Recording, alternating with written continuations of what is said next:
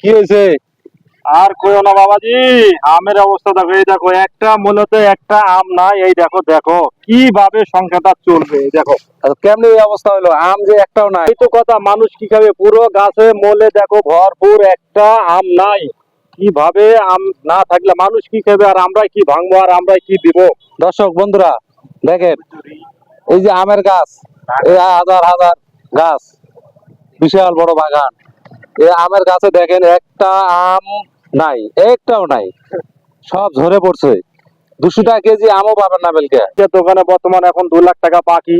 এই যদি অবস্থা হয় তাহলে এই 2 লাখ টাকা বাকি কিভাবে বিষের দোকানে দেবো? আর আমরাই কিভাবে চলবো? এই দেখো, একটা মোলে যদি দুটা আম থাকে তা হয়।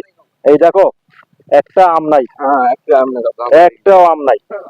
একেবারে ধ্বংস হয়ে গেছে। একটা ধ্বংস মানে মাথায় উপর আলার বাড়ি গজব, দেওয়ার অবস্থা। উপর আলার গজব পড়ছে এই বাগানে। এই দেখো, কৃষকের কি হবে? কৃষক তো অবস্থা। মরে যাবে। করছেন 5 লাখ টাকা ঋণ করে বাগান করতে, 2 লাখ টাকা বিষের দোকানে বাকি। বর্তমান 7 লাখ টাকা ঋণ। যদি এই বাগান এই অবস্থায়, তাহলে ঋণটা শোধ হবে কিভাবে?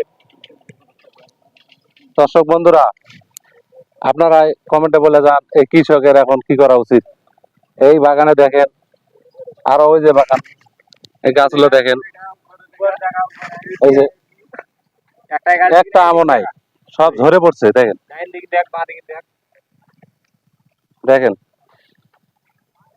এই কৃষক তাহলে এখন কি অবস্থা, কি করে খাবে?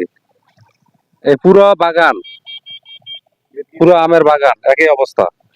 এদিকে দেখাও, এদিকে দেখো বাবাজি, এদিকে দেখাও। এই যে বাগান আর বাগান, খালি আমের বাগান। দেখাও সরকার কি করে, দেখাও দেখাও, সব দেখাও। সরকার কাছে আবেদন, এগুলো কৃষকের কিছু ক্ষতিপূরণ দেওয়া দরকার।